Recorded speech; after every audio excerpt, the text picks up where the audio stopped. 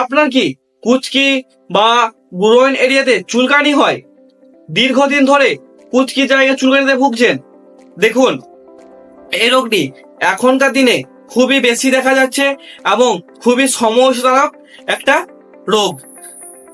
অনেক ওষুধ, অনেক মলম লাগিয়ে নিলেন, যতদিন ওষুধ খাচ্ছেন, মলম ইউজ করছেন, ততদিন কি ঠিক থাকছেন? তো দেখুন, কুচকি চুলকানি হতে পারে যে আপনার কুচকির দাঁত। এই ভিডিওর মাধ্যমে আমরা জানবো কুচকির দাঁত কি, কুচকির দাঁত কেন হয়, কুচকি দাঁত হওয়ার কারণ কি আছে, আর কুচকি দাঁতের ঘরোয়া টিপস কি আছে এবং ফার্মাকোলজি ট্রিটমেন্ট কি আছে, এবং কুচকি দাঁত থেকে রক্ষা পাওয়ার উপায় কি আছে। তো এই ভিডিওটা আমার পুরো দেখতে থাকুন। দেখুন, কুচকি দাঁতের থেকে যদি মুক্তি পেতে চান তাহলে আপনাকে সব জানতে হবে কুচকি দাঁত কেন হয়, কুচকি কিভাবে হয়, এবং কুচকি দাঁত হওয়ার কারণ কি আছে, এবং কুচকি দাঁত থেকে বাঁচার উপায় কি আছে। পুরো ভিডিওর স্কিপ না করে দেখতে থাকুন। কুচকির দাঁত বা গ্রোয়িং রিংওয়ার্ম। এবার দেখুন, কুচকির দাঁত বা গ্রোয়িং রিংওয়ার্ম এই রোগটি এক ধরনের ফাঙ্গাস সংক্রান্ত রোগ, আর একে কুচকির দাঁতকে মেডিকেল ভাষায় টিনিয়াক্রোসিস বা ইজজ বলা হয়। আর দেখুন, কুচকির দাঁতের ফাঙ্গাসের নাম হচ্ছে ট্রাইকোফাইটন ফাঙ্গাস দ্বারা কুচকির দাঁত হয়ে থাকে। বাট কখনো কখনো কুচকির দাঁতে ক্যাডিলা নামক ব্যাকটেরিয়া যুক্ত হয়ে যায়, এর ফলে তখন তার ইনফেকশন গভীর হয়ে যায়। ক্যাডিলা নামক ব্যাকটেরিয়া যদি এতে যুক্ত হয়ে যায় তখন ওই জায়গা থেকে পুঁজ বের হবে ও বেদনা হয়। কুচকি দাঁত কেন হয়? দেখুন, কুচকি দাঁত সাধারণত গরম প্রধান দেশে এটি বেশি দেখা যায়, আর এটি সাধারণত ছেলেদের বেশি দেখা যায়। না হওয়ার কারণ দেখো, 1 নাম্বার হচ্ছে অতিরিক্ত ঘাম। দেখুন, অতিরিক্ত ঘামে এই ফাঙ্গাস ব্যাকটেরিয়া বেশি বংশ বিস্তার করে, এর ফলে যেখানে অতিরিক্ত ঘাম হয় সে জায়গায় বেশি দেখা যায়। দ্বিতীয়ত হচ্ছে ভিজে জামা কাপড় পরা। দেখুন, ভিজে জামা কাপড় পরার ফলে ও জায়গাটি আর্দ্র থাকে এবং সেখানেও ফাঙ্গাস ব্যাকটেরিয়া বেশি বংশ বিস্তার করে। আর হচ্ছে অপরিষ্কার থাকা বা অপরিষ্কার জামা কাপড় পরা। দেখুন, যারা অপরিষ্কার থাকে বা জামা কাপড় পরে তাহলে সেখানেও ফাঙ্গাস ব্যাকটেরিয়া বেশি বংশ বিস্তার করে। কুচকি দাঁতের দেখো লক্ষণ। দেখুন, কুচকির দাঁত সাধারণত এটি কুচকির দুপাশে হয় বা অন্ডকোষে ও পেরিনিয়ামে হতে পারে। আর কি কি লক্ষণ থাকবে না, এখন লাল চাকা চাকা দাগ দেখায়। 2 নাম্বার হচ্ছে চুলকানি থাকবে। 3 নাম্বার হচ্ছে ওর চামড়া ঘষা বা ওঠা বা খোস পাঁচড়ার মতন দেখতে লাগে। 4 নাম্বার হচ্ছে এই রোগটি ধীরে ধীরে সংক্রমণ ছড়ায়। আর দেখুন, যদি ক্যান্ডিলা ব্যাকটেরিয়া আক্রমণ করে সেক্ষেত্রে এই রোগটি তীব্র হয়ে এতে পুঁজ বেরোবে, বেদনা করবে এবং ব্যথা থাকতে পারে। এবার দেখুন ট্রিটমেন্ট।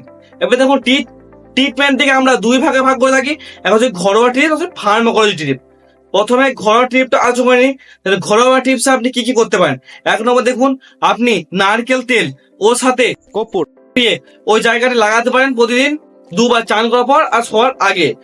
আর যদি খুব বেশি চুলকানি হয় সেক্ষেত্রে ওখানে বরফ লাগাতে পারেন। এবার দেখুন ফার্মাকোলজি ট্রিটমেন্টে, দেখুন ফার্মাকোলজি ট্রিটমেন্ট জানার আগে আপনি কিছু কথা শুনুন, গুরুত্বপূর্ণ কথা শুনে রাখুন। দেখুন, আমি যে ট্রিটমেন্ট আপনাকে বলবো তাতে 5 থেকে 7 দিনের মধ্যে আপনি আরাম পেয়ে যাবেন, বাইরে থেকে নিরাময় পেয়ে যাবেন।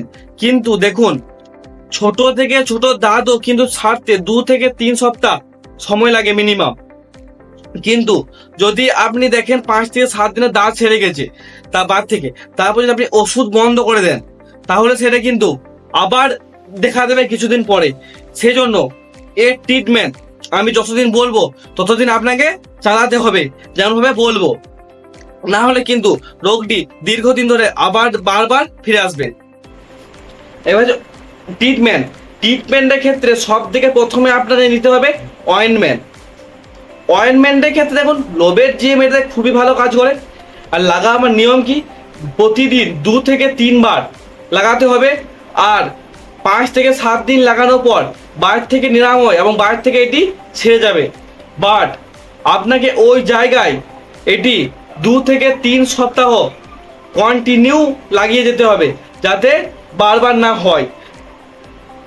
আর দ্বিতীয় ক্ষেত্রে হচ্ছে ট্যাবলেট। দেখুন, ট্যাবলেটটা আপনি নেবেন কখন, যখন দেখবেন মল লাগালে ছেড়ে যাচ্ছে বাট বন্ধ করে দিলে কিছুদিনের মধ্যে আবার এটা হয়ে যাচ্ছে, সেক্ষেত্রে আমার ট্যাবলেট ইউজ করতে হবে। ট্যাবলেট কী ভালো কাজ করে, আপনি গ্যাসিও ফালবিন, ফ্লুকোনাজল এবং ক্লোরোটিমাজল নির্দিষ্ট ডোজে নিতে পারেন। আমি আপনাকে একটা ডোজ বলে রাখছি এখন, ঠিক আছে? গ্যাসিও ফালবিন 500 mg, যদি অ্যাডাল হন তো 500 mg নিতে পারেন, প্রতিদিন খেতে হবে এবং এটি 4 থেকে 6 সপ্তাহ কন্টিনিউ চলবে। তাহলে কি বারবার এ রোগটি আর হবে না। আর দেখুন, কুচকি তাদের থেকে রক্ষা পাওয়ার জন্য আপনাকে কি কি করতে হবে। প্রথমে 1 নম্বরটা হচ্ছে প্রতিদিন স্নান করতে হবে। 2 নম্বর হচ্ছে আপনাকে ঢিলে ঢালো শুষ্ক কাপড় পরতে হবে। 3য় নম্বর হচ্ছে যে আপনি যে কাপড় প্রতিদিন পরেন, সেই গামছা জামা কাপড়, বিশেষ করে অন্তর্বাসে যেগুলো পরেন সেগুলো গরম জলে ফোটাতে হবে এবং তারপর শুকিয়ে তাকে পরতে হবে। আপনি এগুলো ফলো করে থাকেন, সাধারণত কুচকি দাঁত হওয়ার চান্স কম থাকবে অনেক।